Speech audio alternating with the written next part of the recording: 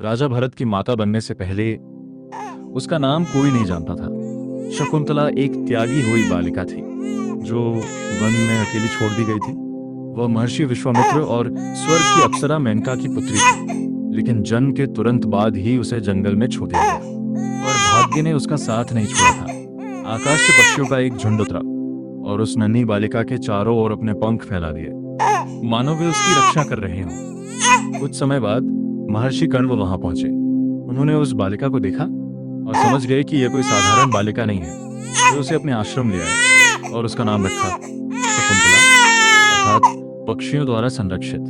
महर्षि कण्व के स्नेह और संरक्षण में शकुंतला वन की शांति में बड़ी होने लगी। यज्ञ की अग्नि, फूलों से भरे वृक्ष, निर्भय घूमते हिरण और ऋषियों के मंत्रों के बीच उसका बचपन बीतने लगा। समय के साथ वह सुंदरता, सरलता और पवित्रता की प्रतिमूर्ति बन गई। फिर एक दिन उसके जीवन में भाग्य ने एक नया मोड़ लिया।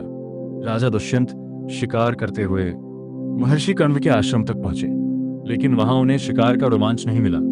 वहां उन्हें मिली शांति, और उसी शांति में उन्होंने शकुंतला को देखा। शकुंतला ने उनका आदर के साथ स्वागत किया। उनकी आंखें मिली और दोनों के हृदयों में एक नया भाव जन्म लेने लगा। धीरे धीरे उनका स्नेह प्रेम में बदल गया।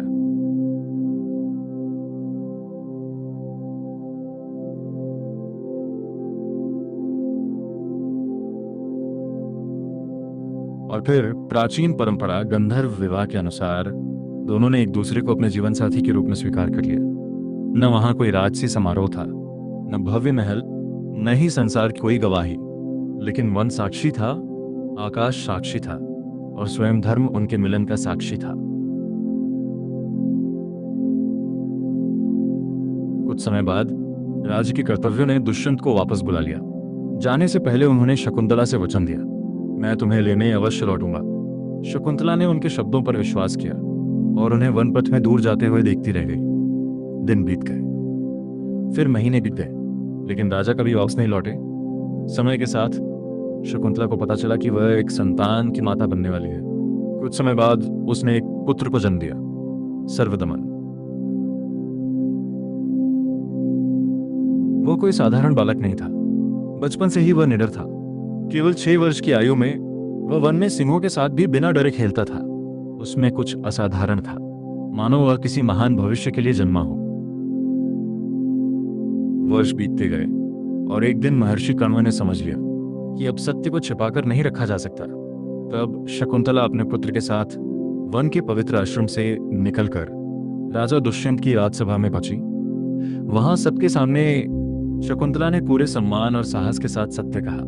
उसने दुष्यंत को उनके विवाह की याद दिलाई, उनके वचन की याद दिलाई और उस पुत्र की ओर संकेत किया जो उसके साथ खड़ा था। लेकिन अपनी सभा और राज्य के सामने दुष्यंत ने उन्हें पहचानने से इनकार कर दिया।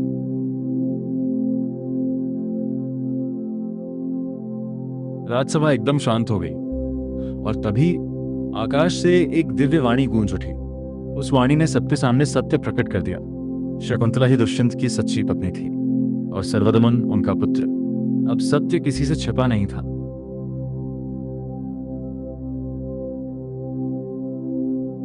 दुष्यंत ने शकुंतला को सम्मान के साथ स्वीकार किया और अपने पुत्र को गले लगा लिया।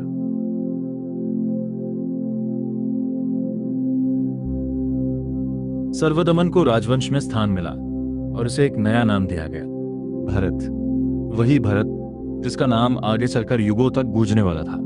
जैसे जैसे वह बड़ा हुआ, वह एक महान और पराक्रमी सम्राट बना और उसकी कीर्ति इतनी दूर तक फैली कि ये भूमि भी उसके नाम से जानी जाने लगी, भारत। लेकिन उस महान कथा के केंद्र में हमेशा एक नाम रहेगा, शकुंतला। एक त्यागी हुई बालिका जिसकी रक्षा पक्षियों ने की, जिसे समय ने परखा और जिसे अंत में सत्य ने सम्मान दिलाया। उसी ने जन्म दिया भरत को।